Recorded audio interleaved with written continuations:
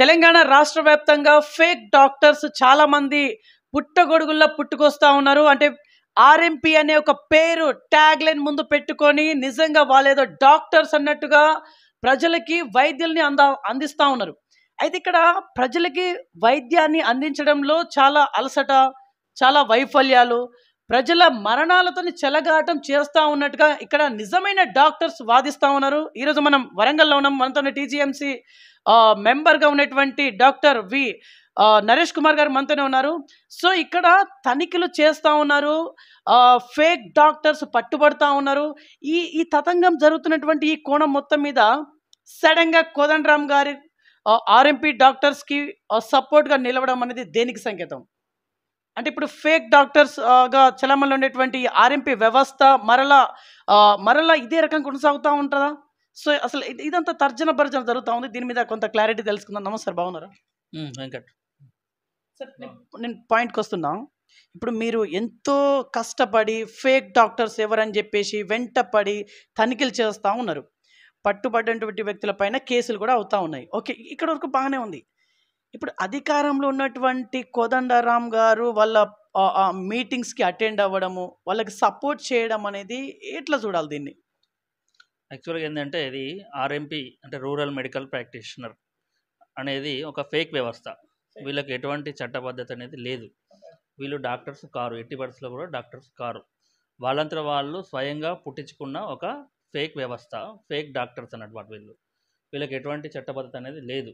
వీళ్ళు ప్రాక్టీస్ చేస్తానికి అనర్హులు. వీళ్ళు ఎటువంటి పరిస్థితుల్లో కూడా ప్రిస్క్రిప్షన్ రాయడం కానీ, సలైన్స్ పెట్టడం కానీ, ఇంజెక్షన్స్ వేయడం కానీ, at the same time steroid లాంటి ఇంజెక్షన్లు ఇవ్వడం కానీ అటువంటి చేసే అర్హత వీళ్ళకి లేదు. వీళ్ళు ఏంటంటే గ్రామాల్లో ఏమన్నా ప్రజలకు ఏమైనా ఇబ్బంది ఉన్నప్పుడు వాళ్ళు గైడ్ చేయాలి, అంతే. గైడ్ చేసే వరకు వీళ్ళ పని. ఏమైనా ఉంటే ఎమర్జెన్సీ ఏమైనా ఉంటే ఆ పట్టి దెబ్బకి ఇట్లా దాకేసి ఉంటే వాటికి పట్టి కట్టడం, అటువంటి వరకు వీళ్ళ పని.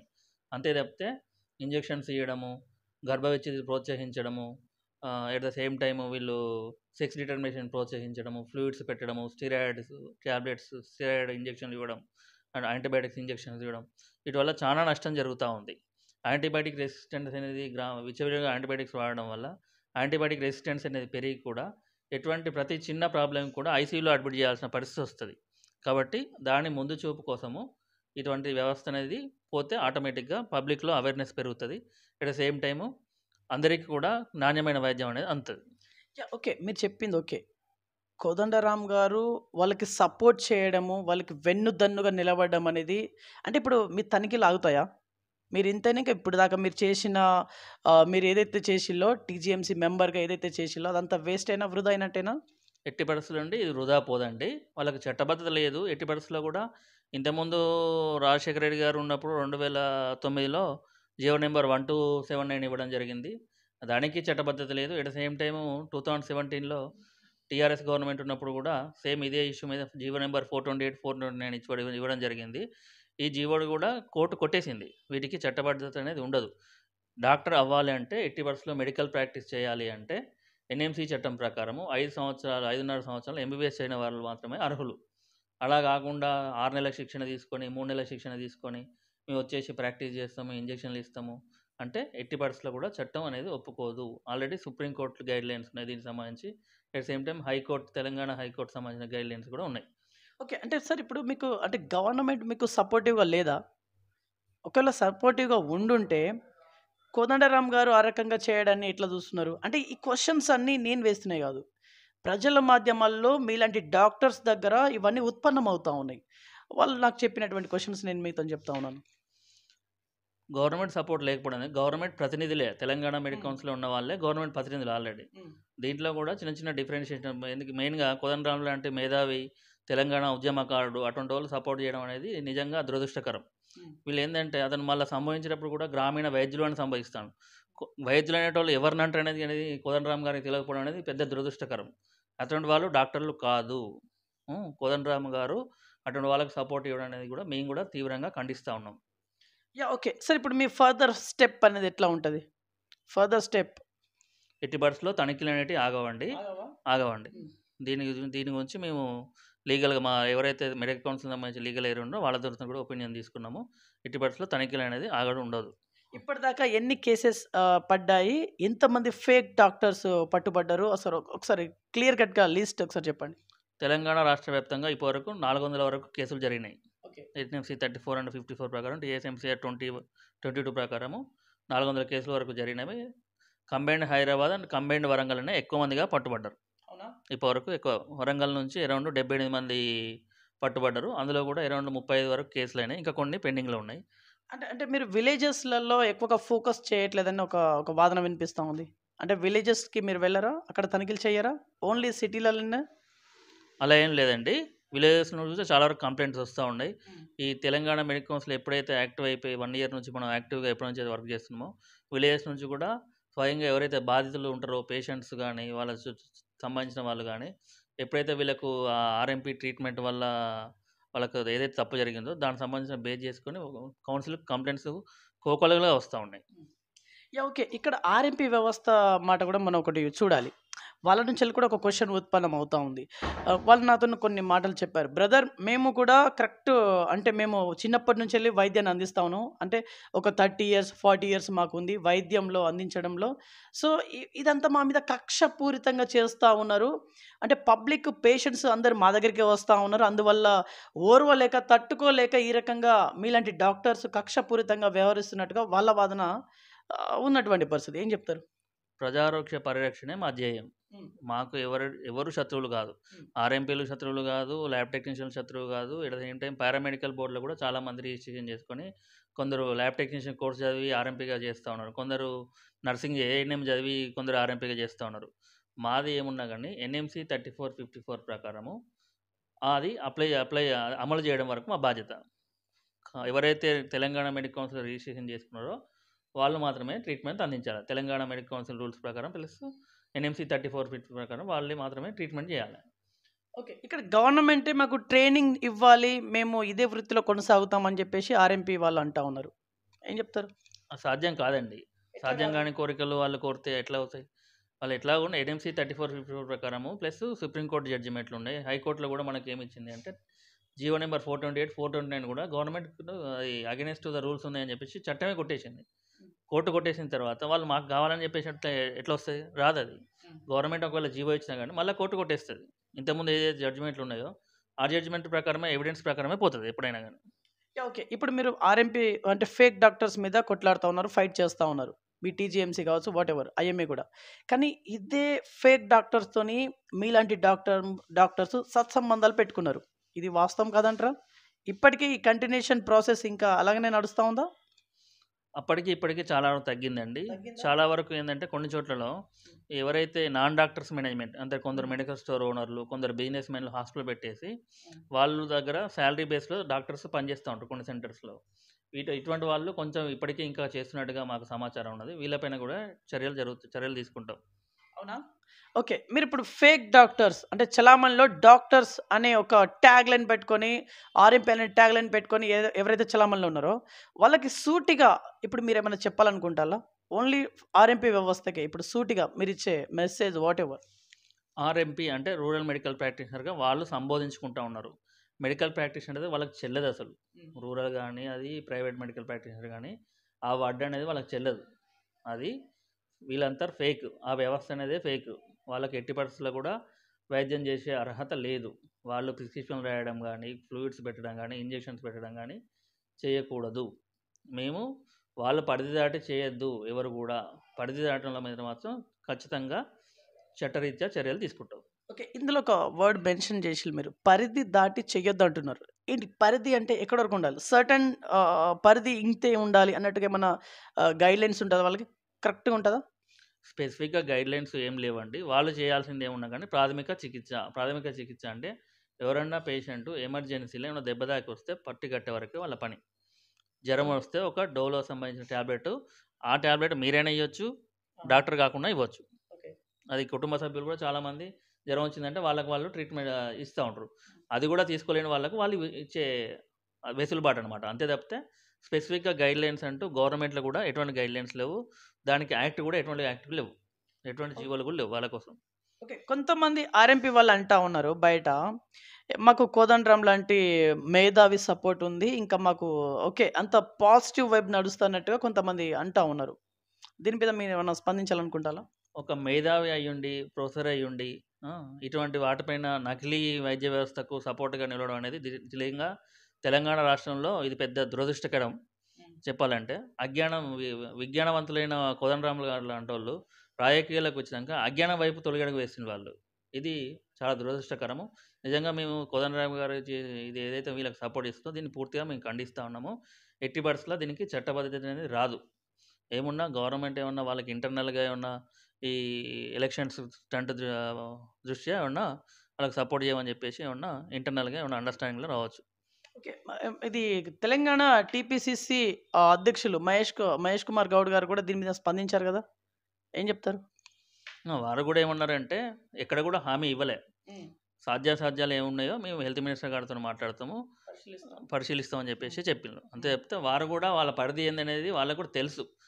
ఎవరు టీపీసీసీ చీఫ్ గారికి గానీ, హెల్త్ మినిస్టర్ గానీ, మిగతా ముఖ్యమంత్రి గారికి గానీ వాళ్ళ పరిధి ఏందనేది తెలుసు. ఎవరికి ఆర్ఎంపీల పరిధి ఏందనేది తెలుసు. కాబట్టే తెలుసు కాబట్టికే వాళ్ళు పూర్తిగా వాళ్ళు ఎటువంటి హామీ ఇవ్వలేదు. యాహ్! ఓవరాల్‌గా ఇప్పుడు పబ్లిక్‌కి మీరిచ్చే సందేశం? పబ్లిక్‌కి ఇచ్చే సందేశం ఏందంటే మేము మెయిన్‌గా ఎవరైతే ఈ ఆర్ఎంపీ అని బోర్డు పెట్టుకొని, ఫస్ట్ ఎయిడ్ సెంటర్ అని, ఫస్ట్ ఎయిడ్ క్లినిక్ అని బోర్డు పెట్టుకొని ఎవరైతే ప్రాక్టీస్ చేస్తున్నారో అటువంటి సెంటర్‌లకు మీరు వెళ్ళకండి. ఏమున్నా గానీ మీరు తెలంగాణ మెడికల్ కౌన్సిల్‌లో రిజిస్ట్రేషన్ చేసుకున్న క్వాలిఫైడ్ వైద్యులైనటువంటి ఎంబీబీఎస్ లేదా అదర్ స్పెషాలిటీ పెట్టుకున్న డాక్టర్ దగ్గరికి వెళ్ళండి. లేదు అంటే దగ్గరలోని ప్రైమరీ హెల్త్ సెంటర్‌లో నాణ్యమైన వైద్యం తీసుకోండి. ఆర్ఎంపీల దగ్గరికి పోతే వాళ్ళు ఇమ్మీడియేట్‌గా జ్వరం తగ్గాలని చెప్పేసి ఏమన్నా ఇబ్బంది ఏమైనా ఉంటే దానికి తగ్గాలని చెప్పేసి స్టిరాయిడ్ ఇంజెక్షన్లు, పెయిన్ కిల్లర్ ఇంజెక్షన్లు, ఆ! సరైన డోస్ లేకుండా అశాస్త్రీయంగా యాంటీబయాటిక్ ఇంజెక్షన్ ఇయడం వల్ల మీకు ఉన్న ప్రాబ్లమ్ ఇంకా రెట్టింపు అవ్వడము, ఇంకా దిగజారిపోవడం తప్పితే ఎటువంటి ఉపయోగం ఉండదు. కాబట్టి మేము చెప్పేదేందంటే ఎట్లా గుర్తుపట్టాలి అంటే ఎవరైనా రిజిస్టర్డ్ డాక్టర్ హాస్పిటల్ పెట్టుకున్నాడు అంటే దాని పేరు హాస్పిటల్ అని ఉంటది. లేదంటే నర్సింగ్ హోమ్ అని ఉంటది. లేదంటే క్లినిక్ అని ఉంటది. దాంట్లో డాక్టర్ పేరు కూడా పేరు కింద ఎంబీబీఎస్ లేదా ఇతర డిగ్రీలతో పాటు వాళ్ళకు తెలంగాణ మెడికల్ కౌన్సిల్ ఇచ్చిన రిజిస్ట్రేషన్ నెంబరు రాసిపెట్టేసి ఉంటది. ఆ రిజిస్ట్రేషన్ నెంబర్‌లు టీఎస్ఎంసీ ఆన్‌లైన్ డాట్ ఇన్ ద్వారా డాక్టర్ సెర్చ్‌లో చూస్తే ఆ రిజిస్ట్రేషన్ నెంబర్‌తోని ఆ డాక్టర్ పేరు వస్తది. అట్లా రాలేదు అంటే వాళ్ళు ఫేక్ డాక్టర్ కింద లెక్క. సరే. కామన్ మ్యాన్ ప్రజలు, విలేజ్‌లలో ఉండే ప్రజలు ఇవన్నీ చూస్తారా? ఇప్పుడు మీరు గూగుల్‌లో సెర్చ్ చేసేంత వాళ్ళకి ఉంటది, అంత ఓపిక ఉంటది. పోనీ వాళ్ళకి తెలుసా ఇదంతా చేయలేరు గదా! ఎట్లా ఫైండ్ ఔట్ చేయాలి మరి? ఇప్పుడేందంటే ఇంటర్నెట్ అనేది ప్రతి ఊర్లోకి రీచ్ అయిపోయింది. ఇప్పుడు ఏదైతే ఫేస్‌బుక్ గానీ, ఇంకా సోషల్ మీడియా వాట్సాప్ గానీ అన్నీ రీచ్ అయిపోయినాయి. పబ్లిక్ కూడా ఎడ్యుకేట్ అవుతా ఉన్నారు. ఇంతకుముందు అసలు ఆర్ఎంపీ వ్యవస్థ నకిలీ అని చెప్పేసి చాలామంది పోలీస్ డిపార్ట్మెంట్ ఇప్పుడు కేసులు ఫైల్ చేస్తానికి పోతే పోలీస్ స్టేషన్స్‌లో కూడా వీళ్ళ మీద ఎందుకు కేసు ఫైల్ చేస్తారు? వాళ్ళు ఎప్పటినుంచో ఉన్నోళ్ళు కదా!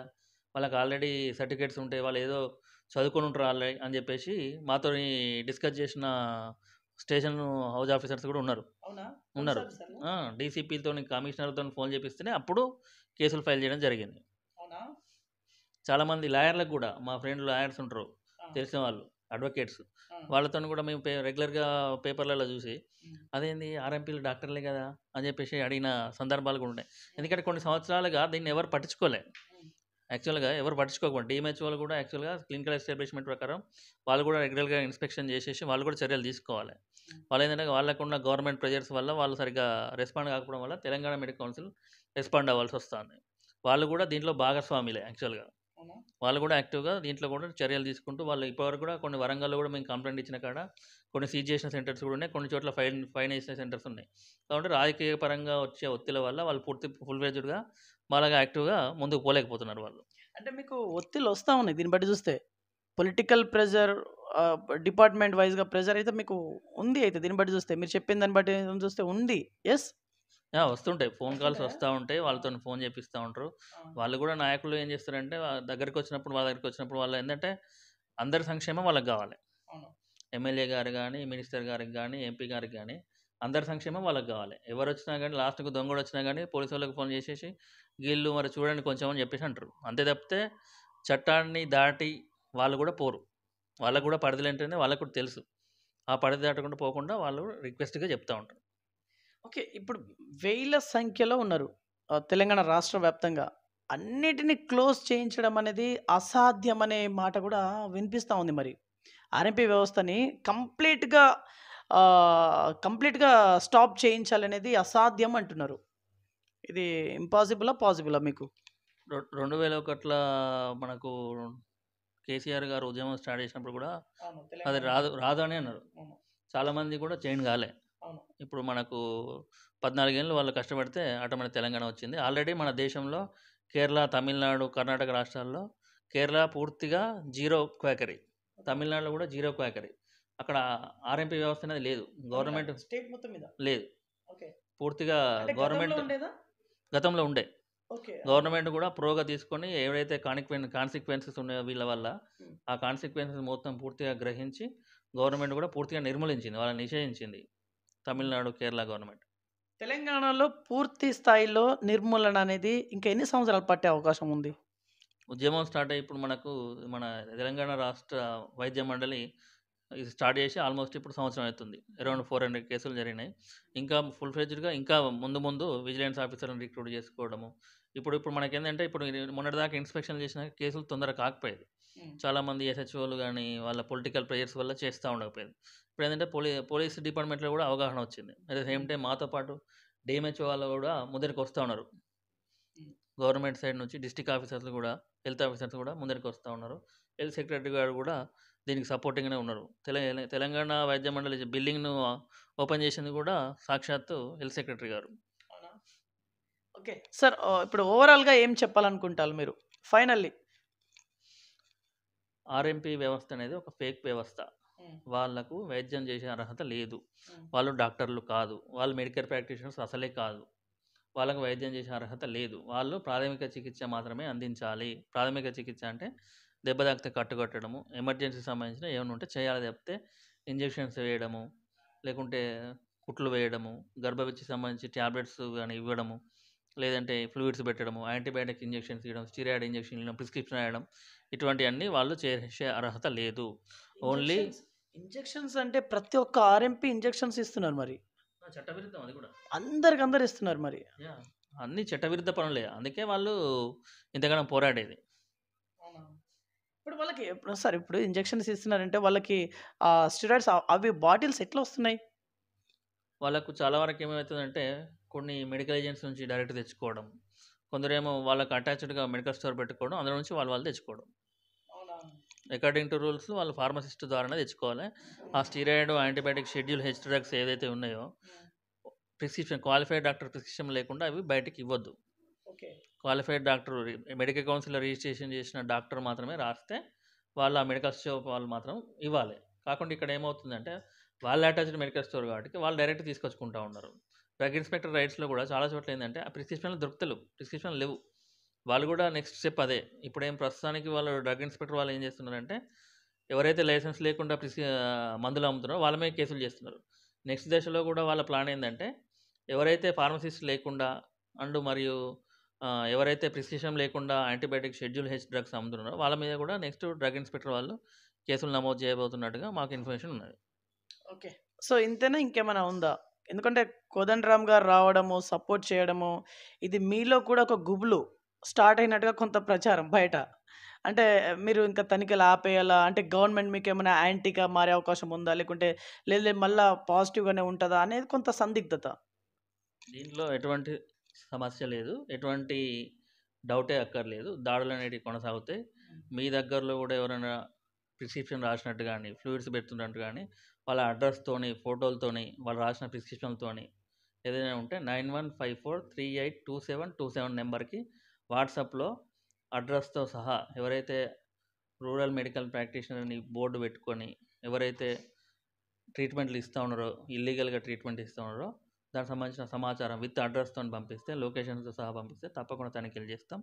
వాళ్ళ మీద చర్యలు తీసుకుంటాం. రైట్. సో, ఇది ఇవాల్టి ఇన్ఫర్మేషన్. చూస్తూండండి BVR TV news. Until then bye. Take care.